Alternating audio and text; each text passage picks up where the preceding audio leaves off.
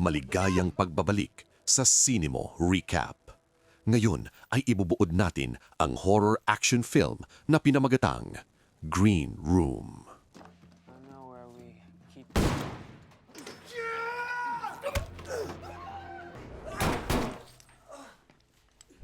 Nagsimula ang kwento sa gitna ng isang cornfield.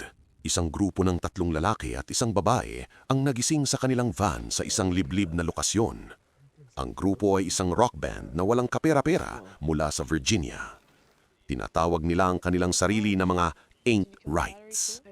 Pagkatapos maghirap na makakuha ng mga gig sa kanilang lokal na bayan, nagpasya silang pumunta sa isang mumurahing music tour. Naubusan na ng gasolina ang van nila sa kalagitnaan ng biyahe at wala na silang pera para mag-refill. Ito si Sam, ang nag-iisang babae sa banda. Tinignan niya ang kanyang telepono at sinabi sa crew na mayroong skating rink na may malaking parking lot na 11 milya nang ang layo. Si Pat, ang gitarista, ay kumuha ng bisikleta mula sa boot at sumakay kasama si Sam papunta sa parking lot. Nakakuha sila ng sapat na gas para mapaandar muli ang kanilang van at umalis para ipagpatuloy ang kanilang tour, umaasa sa mas magandang gig. Pagkatapos ng ilang oras na pagmamaneho, nakilala nila ang isang promoter na nangangalang Tad na nag-set up ng isang gig para sa kanila sa isang tindahan ng pizza.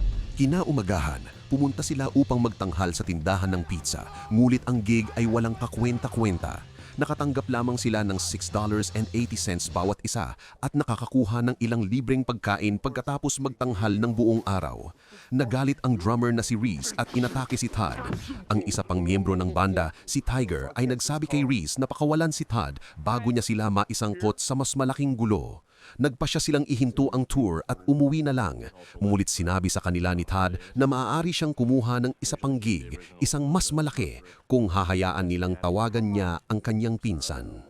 Nagbago ang isip nila at pumayag na maghintay. Sa gabing iyon, sinabi ni Todd sa kanila na ang kanilang pangalawang gig ay nakaschedule sa isang malayong liblib na lugar sa kagubatan ng Oregon na kilala sa mga kliyente nitong neo-Nazi skinhead. Tinanong ni Sam kung magkano ang ibabayad sa kanila at sinabi ni Todd na $350. Tinanggap ng banda ang gig at tumungo sa bayan. Maaga silang dumating sa venue kinaumagahan at isa itong fortified compound na nakatago sa kakahuyan. Nakilala nila ang manager ng venue, si Gabe, na isang mukhang maayos ngumit maligalig na tao. Binigyan niya sila ng mahigpit na babala na kumilos ng normal at huwag magdulot ng anumang gulo. Dinala sila ni Gabe sa isang berdeng silid sa backstage at sinabihan silang maghanda. Nakakatakot ang buong lugar, ngunit hindi nila hahayaang mawala ang pera. Makalipas ang ilang oras, sinimulan na nila ang pagtugtog. Sa kabila ng di kaaya-ayang kapaligiran, nagpasya ang banda na magpatugtog ng isang kontrobersyal na anti-racist na kanta bilang pagsalungat sa neo-Nazi audience. Ikinagalit nito ng karamihan, ngunit ang banda ay nakatapos sa set ng walang malaking insidente. Ang gig ay isang tagumpay at sila ay binayaran ng buo. Ang banda sa wakas ay nagkaroon ng unang matagumpay na gig. Nang malapit na silang umalis, naalala ni Sam na iniwan niya ang kanyang telepono na nagcha-charge sa berdeng silid. Sinabihan sila ni Pat na magpatuloy at siya na ang kukuha nito para sa kanya. Bumalik siya sa silid, ngunit ang nakita niya sa loob ay magpapabago ng lahat.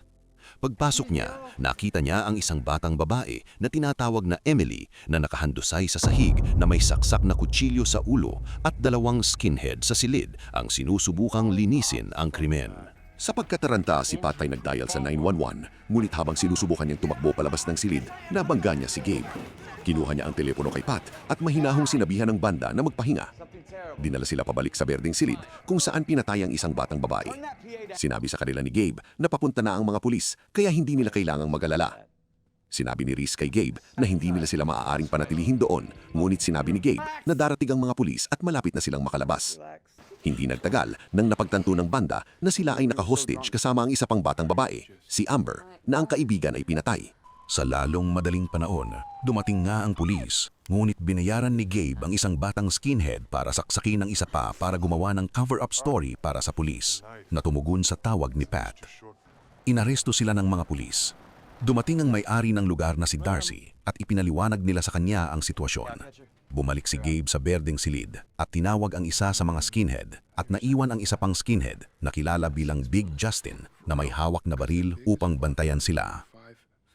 Kausap ni Darcy si Gabe sa lamas habang hinahanap nila ang sasakyan ng banda. Hiniling niya kay Gabe na suriin ang mga log ng tawag at email ng telepono upang makita kung nakipag-ugnayan sila sa sinuman maliban sa pulisya, na nagsasabing kailangan nilang makahanap ng solusyon sa sitwasyong ito sa lalong madaling panahon.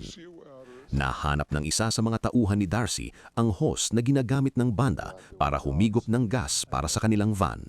Pagbalik sa berdeng silid, nagsimulang magpanik ang grupo. Sinubukan nilang atakihin si Big Justin, ngunit tinutukan niya sila ng baril. Nagsimulang kumatok si Gabe sa pinto at inutusan silang buksan ito, ngunit ayaw ng banda na buksan ang pinto. Sinabi niya kay Big Justin na huwag magpaputok at hiniling sa kanya na alisin ang mga bala mula sa baril at ibigay ito sa banda. Tinanggal ni Justin ang mga bala at inihabot sa kanila ang baril. Nangako si Gabe na tapos na ito at hinimok silang buksan ang pinto, ngunit tumanggi pa rin sila at hiniling na malaman kung nasaan ang mga pulis. Ang may-ari ng lugar, si Darcy, ay nagsimulang makipag-ayos sa kanila mula sa labas. Sinubukan niyang hikayatin silang buksan ng pinto, ngunit nagbabala si Amber na ito ay isang bitag. Sinabi ni Reese kay Darcy na hindi nila bubuksan ang pinto hanggang sa dumating ang pulis. Nagpasya silang salakayin si Big Justin. Napigilan siya ni Reese at kinuha nila ang mga bala.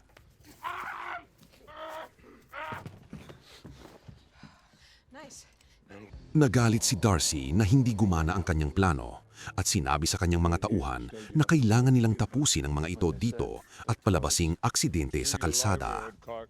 Ang plano nila dito ay alisin sila ng hindi nagmumukhang pagpatay. Pumunta si Darcy sa bar para isara ang party at hiniling sa lahat na umalis sa lugar. Pagkatapos ay bumalik siya at nagsimulang makipag-ayos muli sa banda sa pamamagitan ng pinto.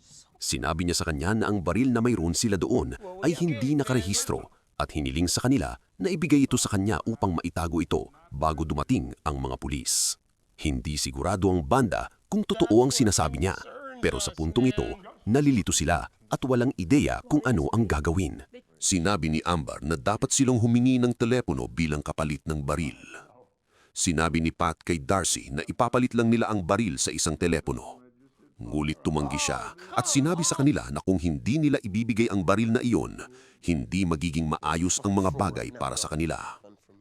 Pagkatapos ng ilang sandali ng pag-aalinlangan, sumang-ayon sila sa kondisyon na iiwan sa kanila ang mga bala. Pumayag naman si Darcy. Habang binubuksan ni Pat ang pinto para iabot ang baril, sumilip si Amber sa isang air vent at nakita niya ang ilan sa mga skinhead na nakatayo sa labas na may mga baril at aso. At agad na napagtanto na pinagsisinungalingan sila. Tinangka ni Darcy at ng kanyang mga tauhan na pumasok habang nilalaslas ang braso ni Pat. Nagawa nilang isara ang pinto, ngunit nawalan ng baril si Pat at malubhang na sugatan. Alam na mayon ng banda na kung aalis sila sa kwarto, papatayin sila. Tinangka ni Big Justin at atakihin sila, ngunit nagawa ni Reese na sakalin siya. Nilaslas ni Amber ang kanyang tiyan gamit ang box cutter.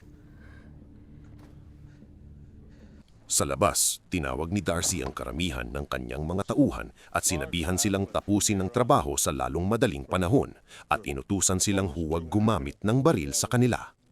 Ayaw ni Darcy ng tama ng bala. Plano niyang isagawa ang kanilang pagkamatay sa ibang pagkakataon upang magmukhang isang aksidente. At pagkatapos ay payagan ng pulisya na mahanap ang kanilang bangkay sa ibang pagkakataon upang maiwasan ang anumang karagdagang investigasyon. Pagbalik sa silid, binakbak ng banda ang mga floorboard at natuklasan ang isang drug lab sa ilalim ng bar. Isa sa mga dahilan kung bakit ayaw ni Darcy sa paligid ang mga pulis.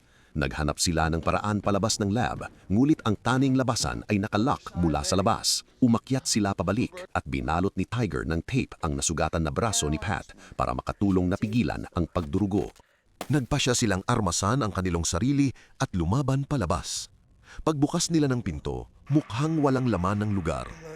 Sa pag-aakalang wala na si Darcy at ang kanyang mga tauhan, nakipagsapalaran sila sa labas patungo sa bar. Ngunit nagtatago pa rin sa loob ang mga tauhan ni Darcy. Ang isa sa kanila ay biglang lumitaw at pinakawala ng isang aso na umaatake kay Tiger. Sinubukan nilang tulungan siya ngunit hindi nila magawa. Si Tiger ay nilapa hanggang sa mamatay ng aso. Tumakas sina Amber, Pat at Sam. Nakita ni Reese ang isang maluwag na bintana at nakatakas, ngunit sa sandaling lumabas siya ay sinaksak hanggang sa mamatay ng isa sa mga tauhan ni Darcy. Sa loob, hinabol ng aso si Amber na nagawang makapunta sa likod ng isang metal na gate, ngunit nakagat ng aso ang kanyang paa. Pinalakas ni Pat ang mikropono sa bar at ang tunog ng feedback ay nagtaboy sa aso. Nakatakas silang tatlo at tumakbo pabalik sa berdeng silid. Ngayon, si Pat, Sam at Amber na lang ang natitira. Sa labas, hiniling ng dalawa sa mga tauhan ni Darcy, sina Daniel at Alan, kay Darcy na pasukin sila para tapusin ang trabaho. Binigyan sila ni Darcy ng mga kutsilyo at pinapasok sila sa loob. Dumiretso sila sa pinto at pilit itong binuksan. Pumasok si Daniel at nakita niya si Emily na nakahandusay sa sahig at nagtanong kung sino ang pumatay sa kanya. Si Emily pala ang kasintahan ni Daniel at ang mga skinhead ay nagsinungaling sa kanya tungkol sa pagkamatay nito. Sinabi nila sa kanya na pinatay siya ng banda, ngunit ipinaliwanag sa kanya ni Amber na isa sa mga tauhan ni Darcy na nagngangalang Worm ang pumatay kay Emily matapos matuklasan na siya at si Daniel ay nagplanong lumayo sa grupong skinhead. Sa labas, naghinala si Darcy kay Daniel at tinanong si Gabe kung bakit ayaw niyang pumasok si Daniel doon. Ipinaliwanag ni Gabe na nagdi-date sina Emily at Daniel at ayaw nilang malaman niya ang katotohanan tungkol sa pagkamatay nito. Nang marinig ito, hinanap ni Darcy ang trunk ng kotse ni Daniel kung saan nakita niya ang mga gamit ni Daniel at Emily na nagpapahiwatig na plano nilang tumakas. Agad na pinapasok ni Darcy ang higit pa sa kanyang mga tauhan sa loob. Sa pagkakataong ito ay may mga baril nang napagtanto niyang nauubusan na siya ng oras. Sa silid, nagpasya si Daniel na tulungan silang makatakas bilang paghihiganti sa ginawa nila sa kanyang kasintahan. Habang naglalakad sila pabalik sa bar, nakasalubong nila ang bartender ni Darcy sa kanilang daan at binaril si Daniel sa muka. Inatake ni Pat ang bartender gamit ang kutsilyo ni Daniel at nilaslas ang kanyang lalamunan. Kinuha nila ang baril mula sa kanya at tumakbo pabalik. Si Daniel lang ang pagkakataon nilang mabuhay at ngayon ay patay na siya. Iminungkahi ni Pat na lumabas sila dahil may baril na sila. Sumang-ayon silang lahat at nagpasya na lumabas. Sa sandaling lumabas sila, ang mga bagay-bagay ay lalong naging mahirap. Pinakawalan ni Clark ang isa sa mga aso at sinubukan ni Sam na barilin ito gamit ang isang shotgun, ngunit sumablay sa kanyang target at pinatay siya ng aso. Nagtagumpay sina Amber at Pat na makatakas ng buhay sa pag-atake at tumakbo pabalik sa silid. Sila na lang ngayon ang natitira. Ang lahat ng kanilang pag-asa ay nawala, kaya sina Pat at Amber ay gumawa ng isang plano para sa huling pagkakataon. Iminumungkahi ni Amber na tratuhin nila ito bilang isang laro ng paintball at i-enjoy ang kanilang huling sandali bago sila mamatay. Sa pagsikat ng araw sa lalong madaling panahon, pinaghihiwalay ni Darcy ang karamihan sa mga skinhead. Kasama niya sina Clark at Alan upang iset up ang pagkamatay ng banda. Naghanda si Gabe na linisin ang bar habang ang dalawa sa mga tauhan ni Darcy, sina Jonathan at Kyle, ay ipinadala kasama ng isa pang aso upang tapusin sina Pat at Amber. Nang makapasok ang mga tauhan ni Darcy, muling ginamit ni Pat at Amber ang feedback ng mikropono upang takutin ang aso. Sinira ni Jonathan at Kyle ang pinto at pilit na pumasok. Nakita nila si Pat na nakatayo doon at nakatalikod sa kanila at sinigawan siyang lumuhod, ngunit mabilis siyang tumalon pababa sa drug lab. Ang plano nila ay akitin ang isa sa kanila na sundan si Pat doon. Kinuha ni Jonathan ang shotgun na 3 putok na lang ang natitira at tumalon pababa. Naiwan si Kyle sa itaas para bantayan ang kanyang likuran. Si Amber pala ay nagtatago sa ilalim ng mga unan ng sofa. Doon, natakot si Jonathan at sinabihan si Kyle na kunin si Gabe para tulungan sila. Ngunit bago pa man magawa ni Kyle, dahan-dahang lumabas si Amber at nilaslas ang kanyang lalamunan gamit ang box cutter. Ang kailangan lang nilang gawin ngayon ay akitin si Jonathan na gamitin ang lahat ng 3 putok mula sa kanyang baril. Tinawagan ni Jonathan si Gabe, ngunit hindi niya ito marinig dahil sa ingay. Pinaputukan niya si Pat, ngunit sumablay at isa na lang ang natitira. 1 putok ulit, At iyon na ang huli. Hinawakan ni Pat ang shotgun at sinubukan itong i-reload. Ngunit nakita siya ni Jonathan at inatake siya. Habang nagpupumiglas sila sa baril, bumaba si Amber at binaril si Jonathan sa ulo. Pumasok si Gabi sa berdeng silid at nakita sina Amber at Pat na umaakyat sa lab na may dalang shotgun at sumuko.